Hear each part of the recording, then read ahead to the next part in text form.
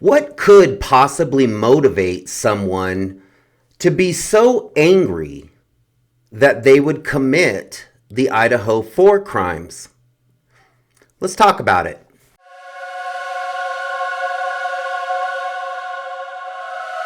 Hey everyone, it's Lucky from Unfiltered Lucky. And today I want to break down why I believe that illegal substances not only played a part in these crimes, but also could very well have been the catalyst for what caused these crimes at 1122 King Road. From the very beginning, in my very first video, I said that when I heard the news about the Idaho 4 crimes in November, right after these crimes occurred, the first two things that came across my mind were that this was a coordinated attack, that this was multiple suspects, and also that this was related to illegal substances. This crime has illegal substances written all over it. I've said many times in my videos that this crime, I believe, is exactly what it looks like. Now, early on in my videos, I've talked about this vacant bedroom that's on the bottom level of this house at 1122 King Road. Now, I've talked about how this bedroom, to me, I feel like this bedroom has a connection to this crime. I'm going to tell you why. So, for someone who is selling illegal substances, this bedroom is a prime location. You're talking about a vacant bedroom in a house that's filled with students, and it's right in the mix. So it's off of campus grounds. It's just outside of the campus property, but it's right in the mix. It's surrounded by apartments. It's surrounded by, there's Sigma Chi House is right, within a few minutes away. It's surrounded by students, which makes it a very convenient location for people who are buying illegal substances. And because it's a party house, that camouflages what exactly is happening. So if somebody in your neighborhood, in a house in your neighborhood that wasn't a party house, had people coming and going at all hours, then you would realize what these people were doing. Because that's usually a pretty sure sign that somebody is selling narcotics out of their house. Now, this house is different because it's a party house. So there's always people coming and going from this house, which would camouflage any type of activity when it comes to selling illegal narcotics. This would be a very good situation for somebody who is selling illegal substances. Now, it doesn't mean that the roommates themselves were selling illegal substances, but it's very possible that there was an arrangement made between the roommates and whoever may have possibly been using this vacant bedroom. Now, if you've been following these crimes, then you already know that this house seems to be surrounded by illegal substances and talk of illegal substances. Many, many interviews have been done where people have talked about this house and illegal substances. We know that some of the roommates in this house have family members who have a history of illegal substance abuse. So we know that some of the roommates in this house have been exposed to that lifestyle and to that environment. Not only that, this is a college campus. I can tell you right now that there is a narcotics situation on probably every single college campus in this country. Every single college campus in this country has illegal substance problems. It's just the way that it is. It's not just the University of Idaho. Now, let's talk about this agreement between whoever may be using this spare bedroom and the roommates. Now, if illegal substances were being stored and sold out of this spare bedroom, then there's a good possibility that there was a good amount of illegal substances in this spare bedroom. Now, what would happen if these illegal substances went missing? What would happen if the illegal substances that were being stored in this room were discarded? That'd be a pretty bad situation, and I'm going to tell you why. So, I'm going to be very careful with my words here. So, in the world of illegal substances, there's a hierarchy. Just like a corporation, just like any business, you have people at the top and you have people at the bottom. Now, a lot of times, as these products, these illegal substances, trickle down from the top, there's a system. So, as these products come down from the top to the bottom, a lot of times it's very common that these products aren't paid for up front. So we'll call this a front. So the person who is supplying, let's say the bigger supplier who is supplying the medium supplier, there's a good chance that this supplier up here isn't going to charge this supplier down here for the product until that person sells their product, and then they pay off the person above them. This is very common, that illegal substances are being fronted, basically given credit.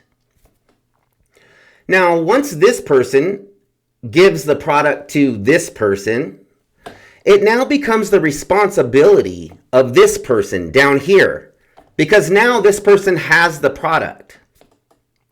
So this person up here doesn't care what happens to this product once it goes to this person down here, because they expect to get paid either way.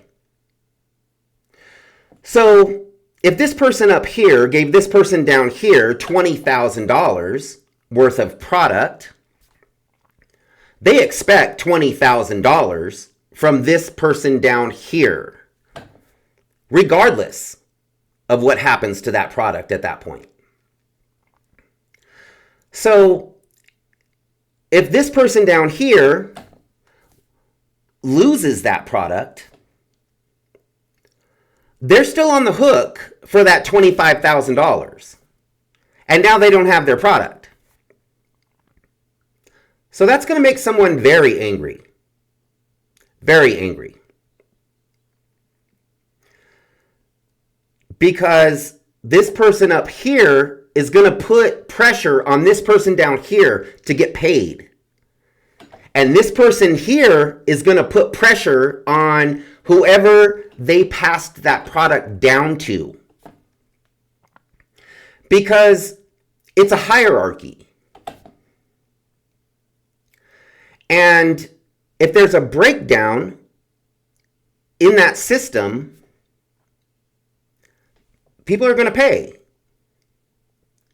You know, if you lose $20,000 worth of product, and I'm just using $20,000 as I just pulled that out of my head. That's not a number that's been reported or anything like that. I'm just saying $20,000 just as an example.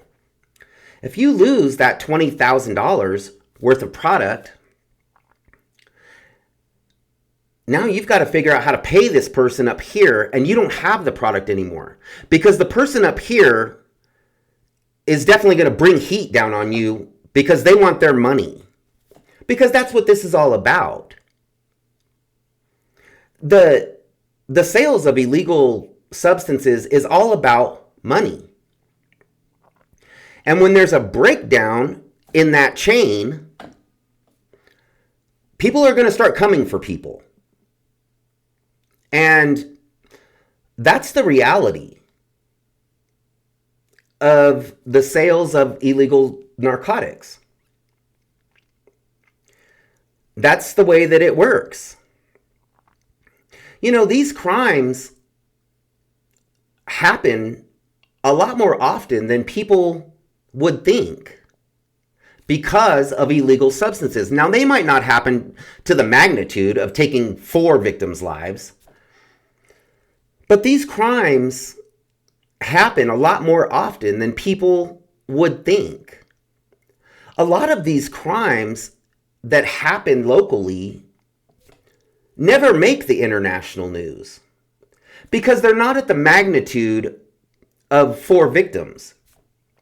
But these crimes aren't as uncommon as people would think.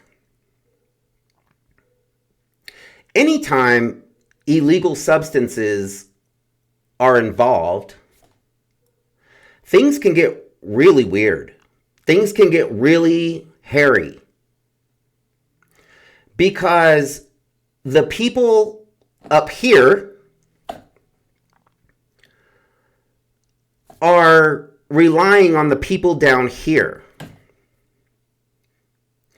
And it's all about money. It's not about, it's all about money. It's not about customer service or anything like that. It's about the money. Because addicts are going to do whatever they have to do to get the money to feed their habit. So this isn't a customer service situation. But if this person down here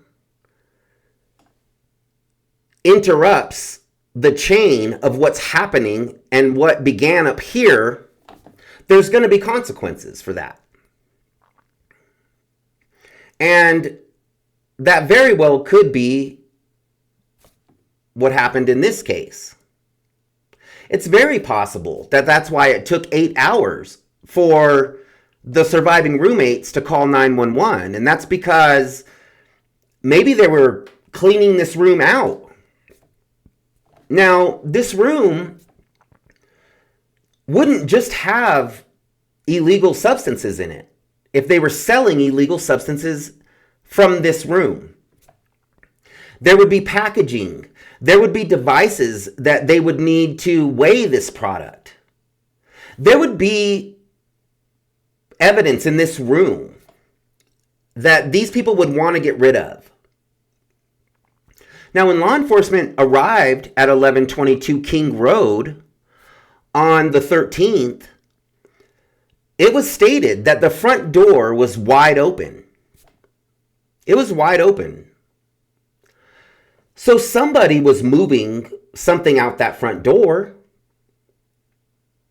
Were they moving stuff out of that spare bedroom out that front door? That's a definite possibility. But this is definitely the type of crime that would line up with this type of scenario. Now, there's another way that people could possibly get sideways with some very dangerous people, and that might have nothing to do with physically having illegal substances or selling illegal substances, and that would be having information. Because information is almost more of a threat to the people up here in the hierarchy. Because in selling illegal substances, these individuals have put this system together. They've cultivated this system. And if somebody has information that could possibly pose a threat to the breakdown of this system, then the people who created this system are going to want to eliminate that threat. So it's really not just the act of having the information, it's about talking about the information. Talking about information that you know about specific people or something that specific people are doing could be very dangerous. And people lose their lives over this very thing a lot. A lot. People lose their lives for talking or sharing information that people don't want to be shared quite often. It's not always reported in the international news and national news, but locally it happens a lot more often than people would like to believe. It's possible that these roommates may not have been selling illegal substances at all.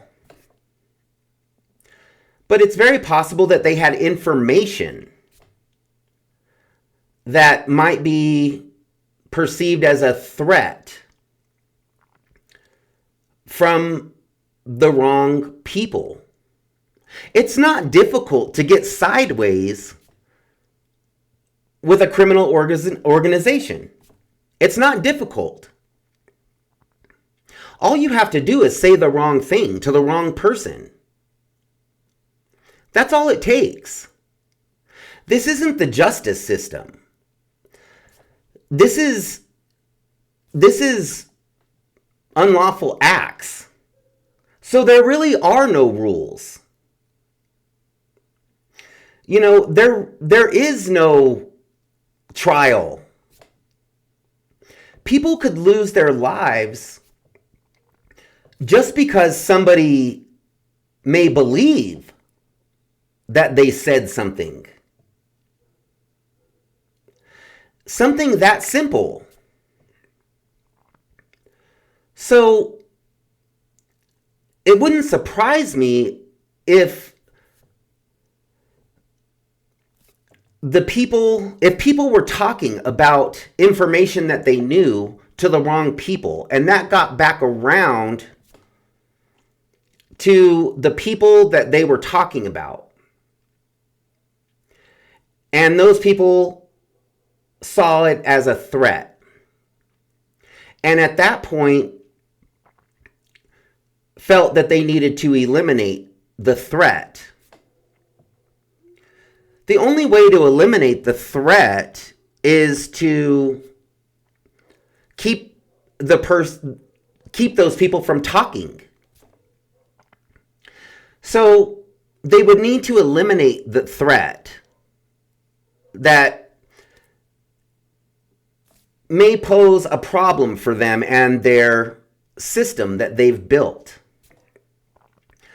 Not only are they going to eliminate the threat, but they're also going to send a message at the same time, because they want people to know that this is what happens to people that cross us. Violence is very effective when it comes to persuasion. Preservation of life, as I've said in previous videos, is a very powerful thing. And these types of crimes, as a display of what these people are capable of, are a lot more common than I think people would believe. Now, the last thing I want to talk about in this video is the possibility that these roommates might not be involved at all with this system of selling illegal substances. But they might be connected to individuals who are. And that could be a bad situation, because if you have a family member who is involved in the sales and trafficking of illegal substances, that puts everybody who is important to them at danger as well. Because if somebody is involved in this lifestyle and they do something that possibly poses a threat to these people that are selling these illegal substances, those people who are selling those illegal substances might not be able to get to this individual who's posing a threat to them. They might be in protective custody. They might be in hiding. So they might not be able to get to this person, but they can get to somebody close to them. And that's just as effective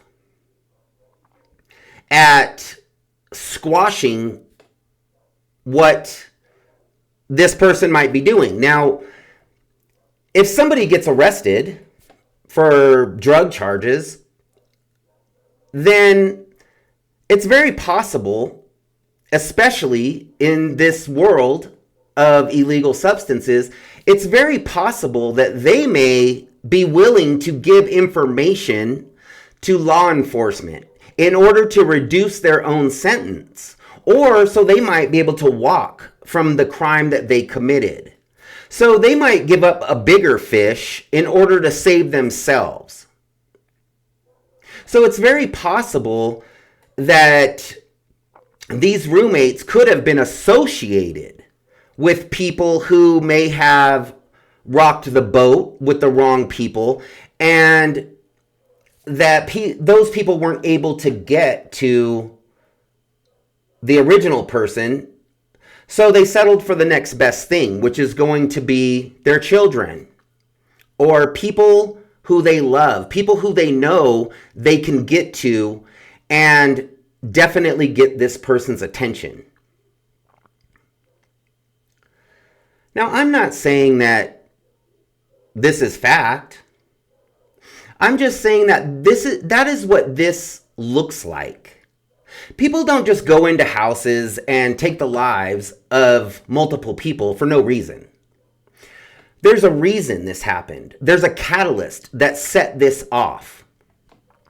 And illegal substances would make sense, because that is the type of catalyst that would cause these types of crimes to occur. As I said before, what makes these crimes so sensational isn't that people's lives were taken. It's that it happened at this house, to these students, in this area. Heinous crimes happen a lot, but they don't happen in these environments. But it doesn't change the look. It still looks the same, regardless of who the victims are or what neighborhood that this happened in. So this is why I believe that these crimes were committed or had something to do with illegal substances. And I'm still looking into a lot of connections to this, because I do believe that there are connections. There's a lot of connections already, but there's got to be a few solid connections. And that's what I'm looking into right now. I know it's a sensitive subject, and I know that it's a subject that people don't want to talk about. But unfortunately, it's a very real aspect of life, and it's a very real aspect of what could have happened in this house and what would cause someone or multiple people to commit these types of crimes. It would be a motive. Stay tuned for my next video, and please like and subscribe to my channel. I appreciate all of the comments that people leave. I go through these comments and I read through your comments, and I try to respond to as many as I can. I get great information in this comment section. People have a lot of really amazing ideas and a lot of suggestions of how I can make my channel better so that I can give you a better viewing experience. And that's definitely what I'm working on. So we'll see you next time.